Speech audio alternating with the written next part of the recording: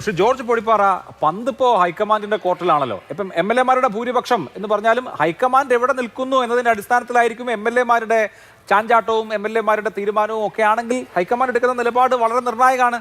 മുൻകാലങ്ങളിലൊക്കെ A group I group അവർ പരസ്പരം വീതം വെക്കുന്നു എന്ന നിലയിലായിരുന്നെങ്കിൽ ഇപ്പോൾ ശക്തമായ ഗ്രൂപ്പില്ല. ആരൊക്കെ ഏതൊക്കെ ഗ്രൂപ്പിലാണെന്ന് നമുക്ക് ഇന്നത്തെ നില വെച്ച് പറയാൻ പോലും പറ്റാത്ത സാഹചര്യമാണ്. അങ്ങനത്തെ ഗ്രൂപ്പിംഗ് വളരെ ശക്തമല്ലാതെ നിൽക്കുകയും ചെയ്യുന്ന സാഹചര്യത്തിൽ ഏത് മാനദണ്ഡം അനുസരിച്ച് ഹൈക്കമാൻഡ് ഒരു തീരുമാനം എടുക്കുന്നതാണ് താങ്കൾ വിചാരിക്കുന്നത്? കോൺഗ്രസ് ജയിച്ചാൽ എന്നോടാണല്ലോ അല്ലേ? അതെ അല്ലേ? അതെ അതെ അതെ. ഹലോ, എന്നോടാണല്ലോ അല്ലേ? ആണ്. ശ്രീ ജോർജ് പൊടിപ്പാറ അങ്ങയോടാണ്. അഭിലാഷേ, ഇതിനകത്ത് ഇപ്പോൾ ശ്രീകുമാർ പറഞ്ഞു രണ്ട് കാര്യങ്ങൾ അദ്ദേഹം ചൂണ്ടിക്കാണിച്ചു. ഒന്ന് സീനിയോറിറ്റി, മറ്റൊന്ന് സ്വീകാര്യത. യഥാർത്ഥത്തിൽ കേരളത്തിൽ ഇപ്പൊ പരിഗണിക്കേണ്ടത് സീനിയോറിറ്റിയാണോ സ്വീകാര്യതയാണോ? ഇതൊരു $1 മില്യൺ ക്വസ്റ്റ്യൻ ആണ്.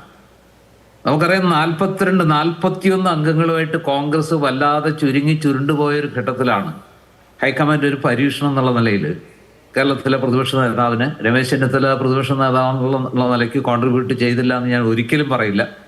അദ്ദേഹം കേരളത്തിലെ മാധ്യമ ലോകം കണ്ടെത്തേണ്ട പല കാര്യങ്ങളും മുന്നോട്ട് വെച്ച് ഗവൺമെന്റിനെ വല്ലാതെ പ്രതിസന്ധിയിലാക്കുകയും വിഷമവൃത്തത്തിലാക്കുകയൊക്കെ ചെയ്തു. പക്ഷെ അദ്ദേഹത്തിന്റെ ഒരു നിർഭാഗ്യത്തിന് അത് ക്ലിക്കായില്ല. അന്നത്തെ സവിശേഷമായ സാഹചര്യങ്ങളിൽ അതൊന്നും വോട്ടായി മാറിയില്ല. LDF ചരിത്ര ഭൂരിപക്ഷത്തോടെ വീണ്ടും ഒരിക്കൽ കൂടി 2ാം ഊഴം നേടുന്ന കാഴ്ച നമ്മൾ കണ്ടു.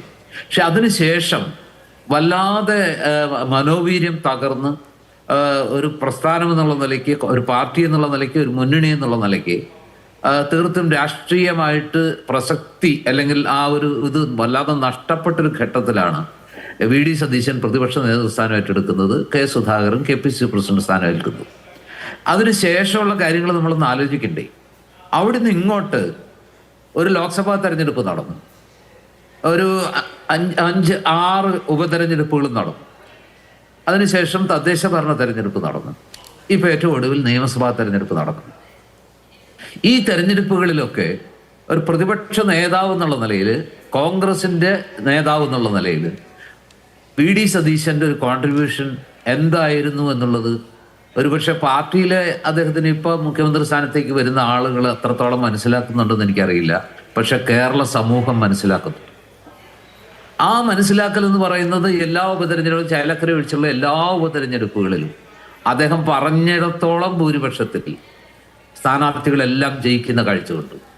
കേരളം ഏകകണ്ഠമായിട്ട് പറഞ്ഞു, കേരളം ഇന്ന് വരെ കണ്ടിട്ടുള്ളതിൽ വെച്ച് ഏറ്റവും മികച്ച ഒരു ഇലക്ഷൻ മാനേജരാണ് VD സതീശൻ എന്ന് കേരളം തലകുലുക്കുന്ന കാഴ്ച നമ്മൾ കണ്ടു. അതിനുശേഷം അദ്ദേഹത്തിന്റെ ലോക്സഭാ തെരഞ്ഞെടുപ്പിൽ അതൊരു പക്ഷേ ഇടതുമുന്നണി പറഞ്ഞേക്കും ലോക്സഭാ തെരഞ്ഞെടുപ്പിലെ വോട്ടിംഗ് പാറ്റേണിന്റെയാണ്. ഇതിനു മുമ്പ് ഒത്തിരി ലോക്സഭാ തെരഞ്ഞെടുപ്പൊക്കെ നടന്നിട്ടുണ്ട്. ഈ കഴിഞ്ഞ 2 തെരഞ്ഞെടുപ്പിൽ മാത്രമാണ് ഇടതുപക്ഷം ഇത്രത്തോളം വലിയ പരാജയം ഏറ്റുവാങ്ങുന്നത്. ആ പരാജയത്തിന്റെ പിന്നിലും UDFന്റെ വലിയൊരു പ്രവർത്തനമുണ്ട്, ചിട്ടയായ പ്രവർത്തനമുണ്ട്. ആ പ്രവർത്തനം എന്ന് പറയുന്നത് പണ്ട് കോൺഗ്രസ്സുകാർക്ക് ഇല്ലാത്ത ഒരു ഇലക്ഷന് മുമ്പുള്ള ഒരു എന്താ പറയുക, ഒരു പോസ്റ്റ് പോൾ ഇലക്ഷൻ പ്രിപ്പറേഷൻ, അല്ല pre poll election preparation Congress ശീലിച്ചത് ഏത് കാലത്താണ്? അതായത് വോട്ടർ പട്ടികയിൽ പേര് ചേർക്കുക, ഓരോ ബൂത്ത് ലെവലിലും ബൂത്ത് തലത്തിലും പ്രവർത്തകരെ സജ്ജീകരിച്ച്. ശ്രീ ജോർജ് പൊടിപ്പാറ, അങ്ങ് ഈ കാര്യം പറയുമ്പോൾ മുൻ KPCC പ്രസിഡന്റിന്റെ, അതായത് VD സതീശനോടൊപ്പം നേതൃനിരയിലേക്ക് വന്ന K സുധാകരൻ ഇപ്പോൾ 8 മിനിറ്റ് മുമ്പ് ഒരു ഫേസ്ബുക്ക് കുറിപ്പിട്ടിരിക്കുകയാണ്. അത് ഞാൻ വായിക്കാൻ തുടക്കം. ഇന്ത്യൻ നാഷണൽ കോൺഗ്രസിന്റെ അനിഷേധ്യനായ സംഘാടകനും ശക്തനായ നേതാവുമായ KC വേണുഗോപാൽ ദേശീയ തലത്തിൽ നിർണായകമായ ചുമതലകൾ നിർവഹിച്ച് രാഹുൽജിയുടെ കരങ്ങൾക്ക് ശക്തി പകരുമ്പോഴും അദ്ദേഹത്തിന്റെ സാന്നിധ്യം കേരള രാഷ്ട്രീയത്തിന് എത്രത്തോളം ആവശ്യമാണെന്ന് ഈ നിയമസഭാ തെരഞ്ഞെടുപ്പ് തെളിയിച്ചു. കേരളത്തെ അങ്ങോളം ഇങ്ങോളം പ്രവർത്തകരെ ഉണർത്തിയും എല്ലാ സ്ഥാനാർത്ഥികൾക്കും ആത്മവിശ്വാസം പകരുന്ന ശക്തിയായി മാറിയും പാർട്ടിയുടെ വിജയത്തിന് പിന്നിലെ പ്രേരക ശക്തിയായി അദ്ദേഹം പ്രവർത്തിച്ചു തുടങ്ങി അദ്ദേഹം അവസാനിപ്പിക്കുന്നത് ഇങ്ങനെയാണ്: കേരളത്തിലെ ജനങ്ങളെയും പ്രവർത്തകരെയും പ്രചോദിപ്പിച്ച് നാളെയുടെ ഭരണത്തിന് ദിശാബോധം നൽകാൻ കഴിയുന്ന നേതാവായി KC വേണുഗോപാലിന് ഉയരട്ടെ, ആ നേതൃകാലത്തിനായി പ്രതീക്ഷയോടെയെന്ന്. അതായത് തെരഞ്ഞെടുപ്പിന് മുമ്പ് രമേശ് ചെന്നിത്തല മുഖ്യമന്ത്രി ആവട്ടെ എന്ന് പറഞ്ഞിരുന്ന K സുധാകരൻ മുൻ KPCC പ്രസിഡന്റ് KC വേണുഗോപാൽ വരൂ കേരളത്തിലേക്ക് എന്ന് പറയാണ് പരസ്യമായി. അവിടെയാണ് ഞാൻ പറഞ്ഞു വരുന്നത്. അവിടെയാണ് അതായത് KC വേണുഗോപാൽ, ഞാൻ KC വേണുഗോപാലിന് ആകുന്നതിനെ എതിർക്കുന്നില്ല, രമേശ് ചെന്നിത്തല ആകുന്നതിനെ എതിർക്കുന്നില്ല. പക്ഷേ അവരെ സ്മരണകൾ ഉണ്ടായിരിക്കണം. ലേലത്തിലെ നായകൻ സോമൻ എന്ന് പറയുന്ന അദ്ദേഹം പറയുന്നത് പോലെ സ്മരണകൾ ഉണ്ടാകണം. കോൺഗ്രസിന് അത് ഉണ്ടാവണം എന്നാണ് ഞാൻ പറയുന്നത്. അതായത് ഒരു പാർട്ടിയെ സമരസജ്ജമാക്കുക, ഒരു പാർട്ടിയെ തെരഞ്ഞെടുപ്പിന് സജ്ജമാക്കുക, ഒരു അനായാസമായിട്ടുള്ള ഒരു സംഗതിയല്ല.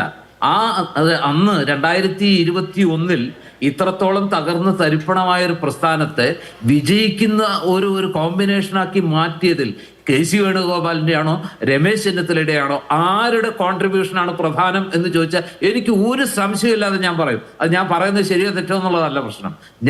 ഞാൻ മനസ്സിലാക്കുന്നത് അങ്ങനെ ഒരു കോമ്പിനേഷനാക്കി, ഒരു വിന്നബിൾ കോമ്പിനേഷൻ ആക്കിയിട്ട് ഈ പാർട്ടിയെ ആ രീതിയിലേക്ക് മാറ്റിയെടുത്തതിന്റെ ക്രെഡിറ്റ് കെ.സി. വേണുഗോപാലിന് അവകാശപ്പെടാൻ പറ്റില്ല, രമേശ് ചെന്നിത്തലയ്ക്ക് അവകാശപ്പെടാൻ പറ്റില്ല, ഈ പറയുന്ന കെ.പി.സി. President K. സുധാകരന് പോലും അവകാശപ്പെടാൻ പറ്റില്ല. ആ ഒരു ലീഡർഷിപ്പ് ക്വാളിറ്റി, ആ രീതിയിൽ ഒരു ഇലക്ഷനെ എങ്ങനെ നേരിടണം, അതിനു മുമ്പ് ചെയ്യേണ്ട പ്രവർത്തികൾ എങ്ങനെയായിരിക്കണം, ഈ രീതിയിൽ ജയിക്കാൻ വേണ്ടിയാണ് മത്സരിക്കുന്നത് എന്നൊരു തോന്നലുണ്ടാക്കി.